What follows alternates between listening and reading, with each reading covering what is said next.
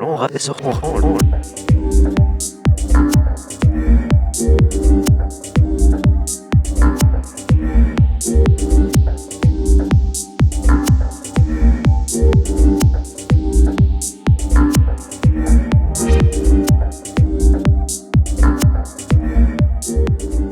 Plus me plaît le séjour qu'ont bâti mes aïeux, que des palais romains le fronze audacieux.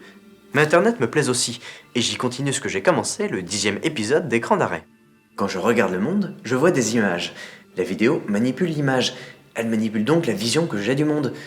Mais ce qui me montre le monde, c'est le journal télévisé. Et le professeur Stéphane Lirès, parlant de Deleuze, explique qu'elle ne cherche pas la réflexion, mais le consensus. L'image télévisée, elle cherche le consensus. C'est-à-dire, elle cherche l'accord des points de vue divers sur un même objet. C'est-à-dire, la télévision, par définition, c'est l'image du cliché. Le cinéma fait agir ou réfléchir, tandis que la télévision endort, pour Stéphane Lirès du moins.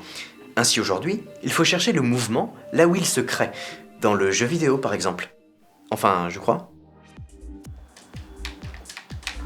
Ah, moi j'adore l'image mouvement. Ah putain, prends ça dans ta face.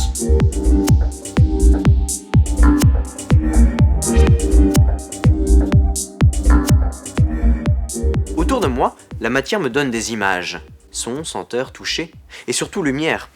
Dans Matière et mémoire de Bergson, l'image c'est ce que je perçois quand mes sens sont ouverts. Je les prends et les place dans un cadre, où elles interagissent. Ce plan, c'est l'image-mouvement. Pour le CNRTL, le mouvement c'est le déplacement, par rapport à un repère, et ceci selon une vitesse. Oui, mais vous allez me dire, tout ne bouge pas. Ce verre d'eau par exemple, il reste identique. Si le point de repère c'est la caméra, bien sûr. Mais Bergson rajoute, imaginons que je veuille un verre d'eau sucré.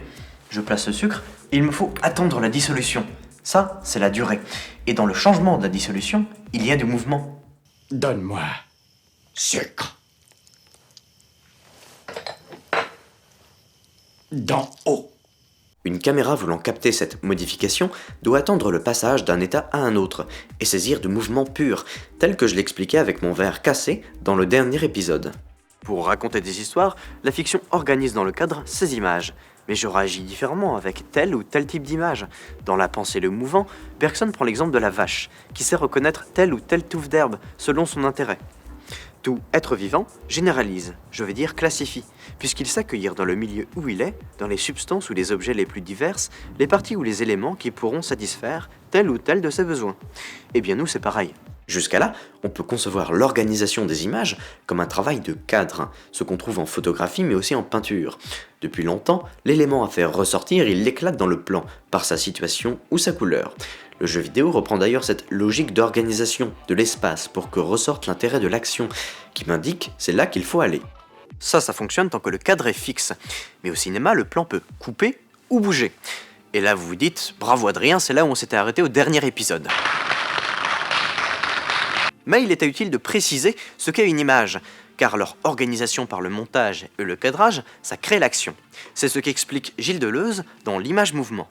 Nous nous trouvons en effet devant l'exposition d'un monde où image est égale à mouvement. Appelons image l'ensemble de ce qui apparaît. Toutes les choses, c'est-à-dire toutes les images, se confondent avec leurs actions et réactions. C'est l'universelle variation. Cette universelle variation, c'est le sens donné. Deleuze se propose de faire une taxinomie, c'est-à-dire une classification des images et des signes. Il appelle cinéma classique toute production réalisée jusqu'à la Seconde Guerre et qui fonctionne selon la logique de l'action.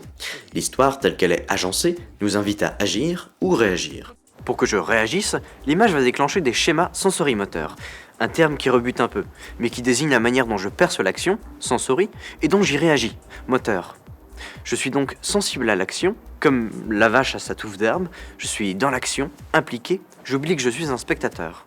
C'est ce qu'explique Jean-Baptiste Thorey, un historien et critique de cinéma. L'écoulement du temps, c'est quelque chose qu'évidemment Hollywood a toujours largement combattu. La forme organique ne tolère pas l'idée qu'un spectateur ressente le temps, donc il est conscient de lui-même en regardant le film. C'est là arrive évidemment la question de l'ennui. L'idée du cinéma de l'image-mouvement, c'est que le spectateur s'oublie en tant qu'il regarde un film, et donc que la notion du temps ne lui apparaisse que sous la forme d'une durée, mais pas du tout, comme quelque chose qui l'éprouverait physiquement. J'ai souligné ici 3 termes. la durée, c'est ce qui régit le mouvement. L'image-mouvement, c'est le terme qu'emploie Deleuze pour parler du cadre dans lequel les éléments interagissent.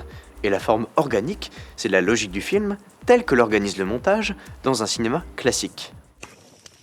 J'ai rien compris. Non, ou alors c'est moi, Non, moi non plus, j'ai rien compris. C'est vrai que c'est chaud. Jean-Baptiste Torel lui-même explique n'être pas sûr de tout comprendre, simplifiant en disant que le cinéma classique va créer un tout logique, c'est-à-dire un corps organique. Pour cela, il va chercher les informations auxquelles nous allons réagir et les organiser par le montage, le cadrage ou les mouvements de caméra.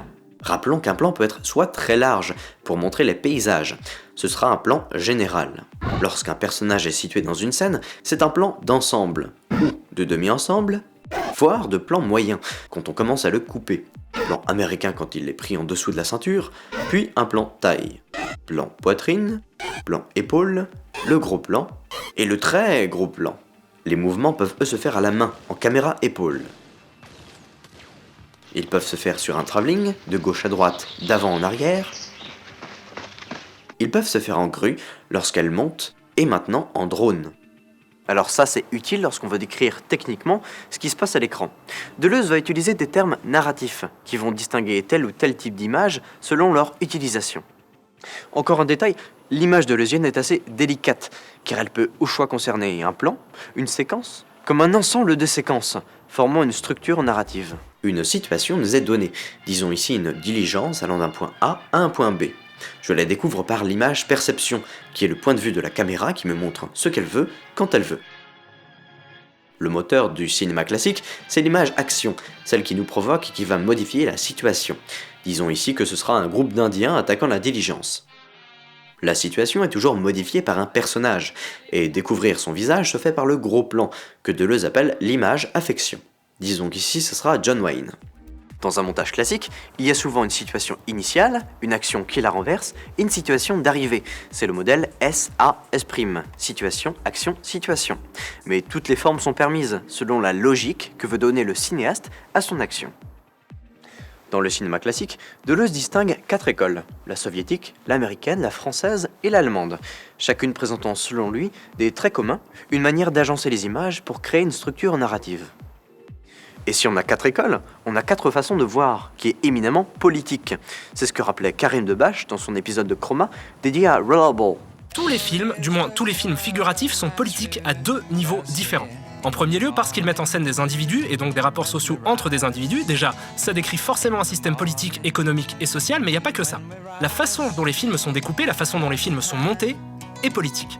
Le cinéma soviétique, par exemple, est bien sûr nourri de communisme, et le montage présente souvent une situation initiale, avec le peuple qui souffre, puis une action de soulèvement, et enfin une résolution, où la société a été améliorée. Il y a donc l'idée d'un progrès pour aboutir à une synthèse. C'est pourquoi Deleuze l'appelle montage dialectique. Il s'oppose en cela au cinéma américain, qui présente souvent une situation idéale en introduction, et que des agitateurs vont venir troubler. Le grand représentant étant bien sûr Griffith. Le montage crée du sens, ce qui suppose que l'histoire elle-même a un sens. Idéalisme américain, communisme, Deleuze parle aussi de l'expressionnisme allemand, qui place l'humain dans un dualisme bien ou mal, ou le cinéma français qui fonctionne comme un ballet automatique. Le montage est souvent linéaire, allant d'un point A à un point B.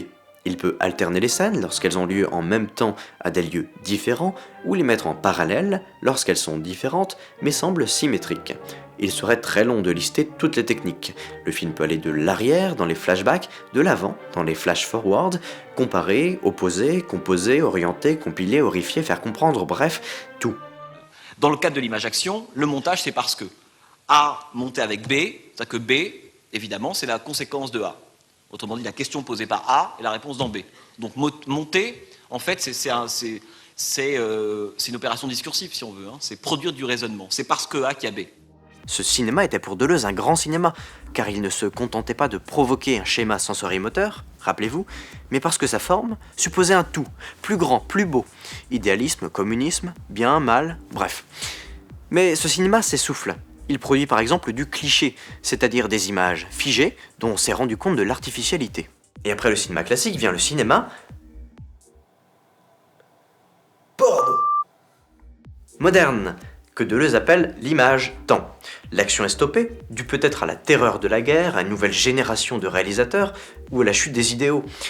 Les personnages errent, ils doutent, et nous avec.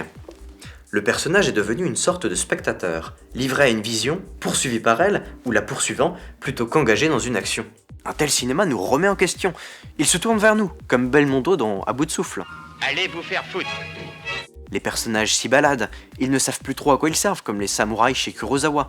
Ils tournent en rond, comme De Niro dans Taxi Driver. Ils cherchent un sens. Bref, il n'y a plus trop de mouvement. L'image temps va finalement supprimer l'action du verre d'eau. Il va dire voilà, il y a du temps pur. Comment est-ce qu'on filme du temps pur, la sensation du temps pur? Évidemment, souvent, quand on a 12, 13, 14, 15, 16 ans et qu'on voit un film d'Antonioni, etc., on dit c'est chiant.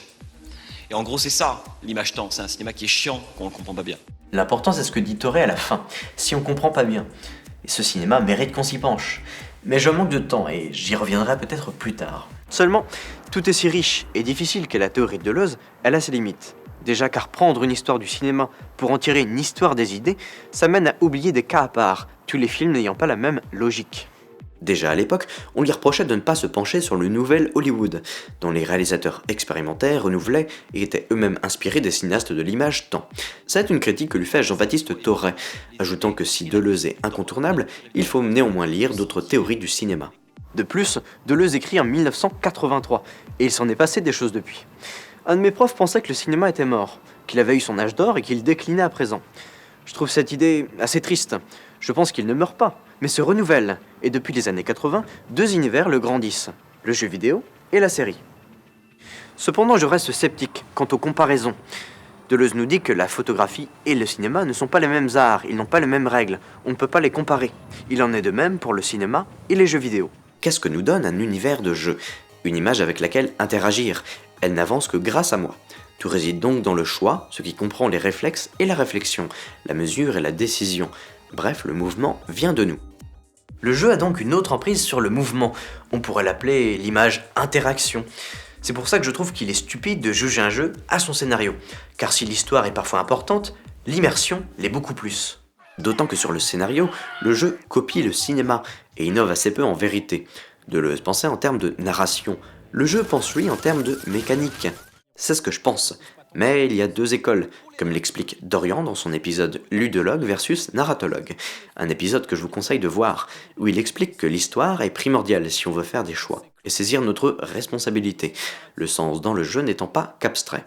Le mouvement m'entraîne, mais le temps me manque. Et puisque le cinéma s'épuise, je passe le relais aux jeux vidéo. J'explorerai cet univers un autre jour. Je me retourne à mon petit Liré, à mon Loire-Gaulois, à ma sœur en jeux vidéo.